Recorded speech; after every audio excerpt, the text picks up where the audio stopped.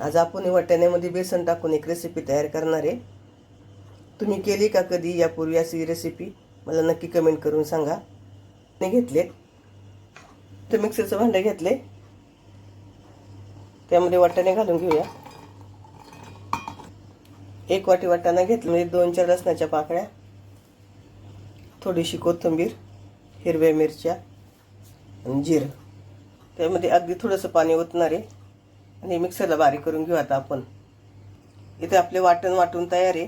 कढई तापत ठेवली, त्यामध्ये अगदी थोडंसं तेल घेणार आहे आणि आपण जे वाटाण्याचं वाटण वाटून घेतले ते आपण टाकून घेणार आहे।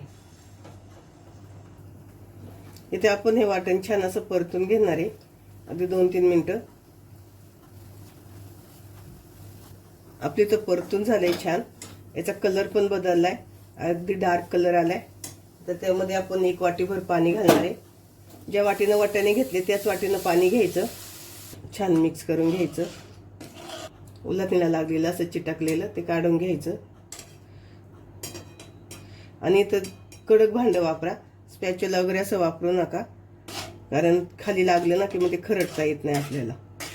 चवीनुसार मीठ तुमच्या अंदाजाने टाका, तुम्हाला कितपत खारट पाहिजे तेवढं आपण छान मिक्स करून घेऊया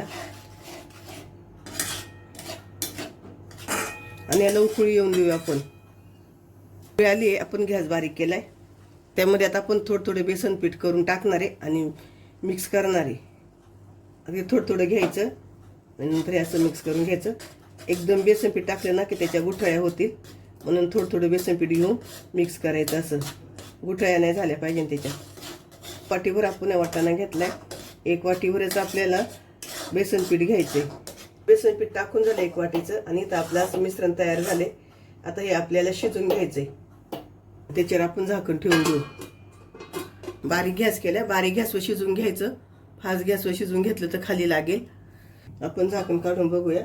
मध्ये मी 2 वेळा मिक्स केलेलं आहे, तुम्हाला परत दाखवते एकदा। इथं आपले छान शिजून झाले, गोळा तयार झाला अगदी मिश्रणाचा। ह्या गॅस बंद करूया। इथं आपण एक प्लेट घेतली आहे, त्याला आपण तेल लावून घेऊया। त्याच्या आपण तयार केलेला गोळा ठेवूया आणि आपल्याला पसरून घ्यायचं आहे छान।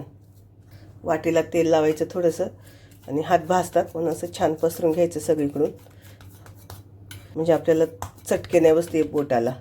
आणि थोडीशी जाड थापून घ्यायची आपल्याला ही, नंतर साईडने असं थोडंसं बोटाने दाबून घ्यायचे।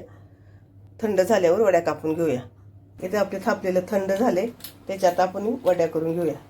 तुम्हाला पाहिजे तशा वड्या करा, चौकोनी किंवा शंकरपाळीचा आकार द्या।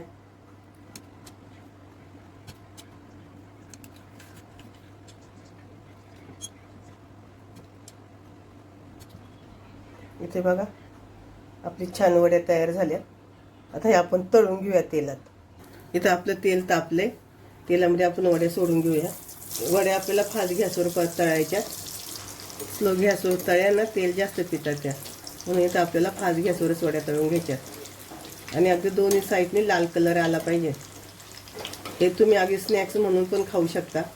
कोणी पाहुणे येणार असेल तर त्यांना हे स्नॅक म्हणून दिलं तर त्यांना कळणार पण नाही नक्की कसल्या केल्या तुम्ही ह्या। गॅस बारीक करूया।